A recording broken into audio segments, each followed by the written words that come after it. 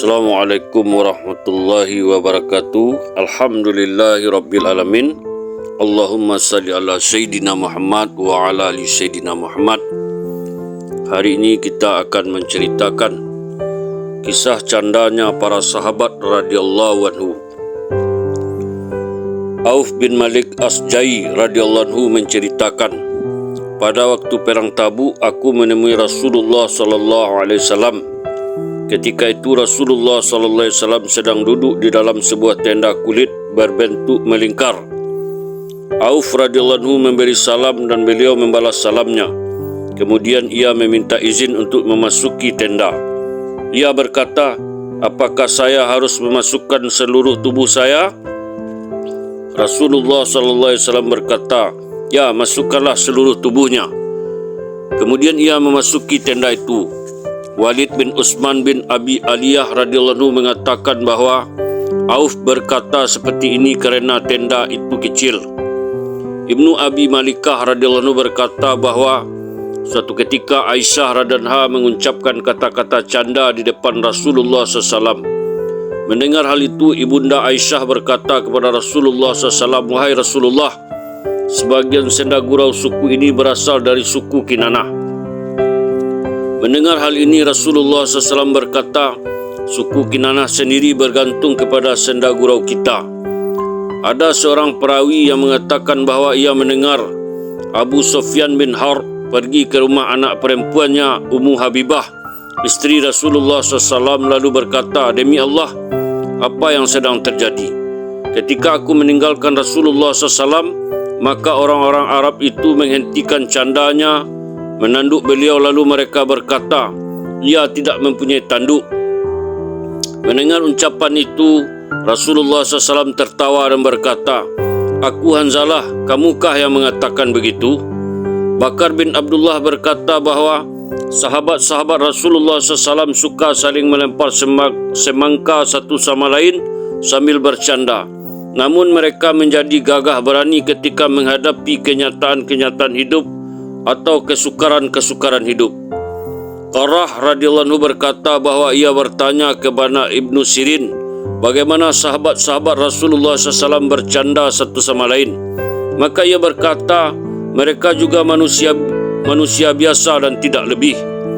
Abdullah bin Umar bercanda dan juga mengucapkan syair berikut, "Aku senang menghirup kamar yang dibeli dengan uang kepunyaan sahabat-sahabatku dan benci membelanjakan uang untuk membelinya."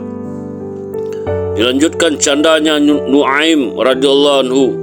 Ummu Salamah radhiyallahu anhu berkata bahawa Abu Bakar pergi ke kota Basrah dalam misi dagang. Bersamanya ikut Nuaiman dan Suwaibid bin Harmalah, dan keduanya pernah ikut dalam perang Badar. Karena Suwaibid yang diberi tanggungjawab memberi makan kafilah, maka Nuaiman meminta makan kepadanya. Suwaibid berkata, "Tunggu sebentar hingga Abu Bakar datang." Nuaiman seorang yang jenaka dan senang bercanda. Ia pergi menemui sekumpulan orang yang sedang membawa hewan pengangkut barang. Ia berkata kepada mereka, "Apakah ada seorang dari kalian yang mau membeli seorang budak?" Mereka menjawab, "Ada." Nuaiman berkata, "Budak Arab yang itu sangat cerdas dan mungkin saja ia akan berkata bahawa ia bukan seorang budak. Bila kalian meninggalkannya karena kata-katanya, maka jangan salahkan saya dan jangan membatalkan akad jual beli." Para pedagang itu setuju. Mereka membelinya seharga 10 ekor unta betina. Nuaiman membawa unta-unta betina itu dan menunjuk ke arah Suwaibid. Ia mengatakan kepada mereka bahawa itulah hamba sahaya yang mereka beli. Suwaibid berkata bahawa ia seorang lelaki merdeka dan bukan hamba sahaya. Para pedagang itu berkata, "Kami sudah tahu bahawa kamu akan berkata seperti itu." Maka para pedagang itu mengikat Suwaibid di lehernya dan akan membawanya ke tempat mereka. Sementara itu Abu Bakar datang ke sana dan ia diberitahu tentang kejadian itu. Abu Bakar dan sahabatnya pergi kepada para pedagang itu dan mengembalikan kepada mereka unta-unta betina mereka. Maka mereka membawa kembali Suwaibid. Kemudian ketika Rasulullah SAW diberitahu tentang kejadian ini, beliau tertawa Rasulullah SAW dan para sahabatnya terus tertawa atas kejadian ini. Dalam kumpulan Ibnu Majah diriwayatkan seperti ini, namun di dalamnya ada perubahan nama-nama. Di situ disebutkan bahawa lelaki yang dijual bukan Suwaibid, melainkan Nuaiman. Dalam riwayat lain, nama itu adalah Sailid bin Harmalah, namun nampaknya hal ini kesalahan di pihak penulis. Rabi'ah bin Utsman berkata bahawa seorang Arab Badui datang kepada Rasulullah SAW. Ia mendudukkan unta betinanya di luar masjid dan ia sendiri masuk menemui Rasulullah SAW. Para sahabat Nabi SAW berkata kepada Nuaiman bin Hamal al-Ansari, "Jika kamu menyembelih unta betina ini untuk menghilangkan rasa lapar kami, Rasulullah SAW akan membayar harganya." Perawi mengatakan bahawa dengan segera Nuaiman menyembelih unta betina itu.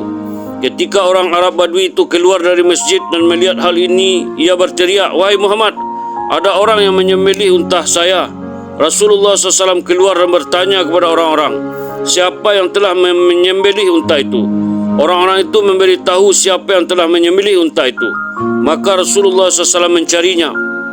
Beliau menemukan Nuaiman di rumah Daba'ah, puteri Zubair bin Abdul Muttalib. Ia bersembunyi dalam sebuah kamar yang kecil dan meletakkan ranting-ranting kulit batang kering dan daun-daun pohon kurma di atas tubuhnya untuk mengelabui. Seseorang berteriak bahawa ia tidak melihatnya, namun orang itu juga menunjukkan jarinya ke arah di mana Nuaiman bersembunyi. Rasulullah SAW mengeluarkan dia dari tempat persembunyiannya dan wajahnya penuh dengan debu dan daun-daun batang kurma. Rasulullah SAW bertanya kepadanya, "Siapa yang menyuruhnya menyembelih unta itu?" Ia berkata, "Wahai Rasulullah, yang menyuruh saya adalah mereka yang telah memberitahu engkau di mana saya berada." Kemudian Rasulullah SAW membersihkan debu, daun-daun dan kulit kayu yang menempel di kepala dan wajah Nuaiman sambil terus tertawa. Perawi mengatakan bahawa kemudian Rasulullah SAW membayar harga unta itu kepada orang Arab Badui pemiliknya. Abdullah bin Mus'ab menceritakan Makramah bin Naufal bin Wahib Zuhri adalah orang paling tua di Madinah. Umurnya kira-kira 115 tahun dan ia seorang yang buta. Suatu hari ia datang ke masjid dan berdiri di sana dengan maksud akan buang air kecil. Maka orang-orang berteriak mencegahnya.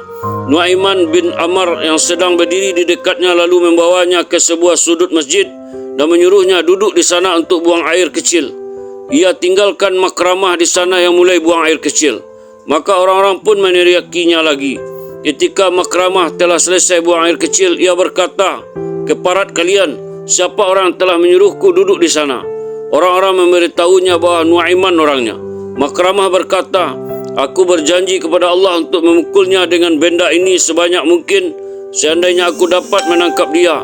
Sudah menjadi kehendak Allah, Makramah menunggu begitu lama dan hampir lupa terhadap sumpah itu. Suatu hari, Utsman sedang solat di dalam masjid. Nuaiman datang mendekati Makramah dan bertanya, apakah dia sedang mencari Nuaiman dan Makramah? Apakah dia sedang mencari Nuaiman? Dan Makramah membenarkan. Maka Nuaiman membawa mendekati Utsman dan berbisik di telinganya bahawa Nuaiman sedang berdiri di dekatnya. Makramah memukulkan tongkatnya kepada Utsman sehingga kepala Utsman terluka. Orang-orang memberitahu Makramah bahawa ia telah memukul Utsman. Ketika orang-orang dari suku Bani Zahrah telah memukul Utsman, ketika orang-orang dari suku Bani Zahrah mendengar hal itu, mereka berkumpul. Utsman berkata, "Biarkan Nuaiman. Semoga Allah menjauhkan rahmatnya dari dia. Nuaiman adalah orang yang pernah mengikuti perang Badar." Alhamdulillah, itulah kisah candanya para sahabat radhiyallahu anhu. Semoga apa yang kita dengar dapat kita mengamalkan dan menyampaikan kisah ini. Kita tutup dengan doa subhanallah bihamdihi, subhanallah bihamdika, asyhadu an la ilaha illa anta astaghfiruka wa atubu ilaik. Assalamualaikum warahmatullahi wabarakatuh.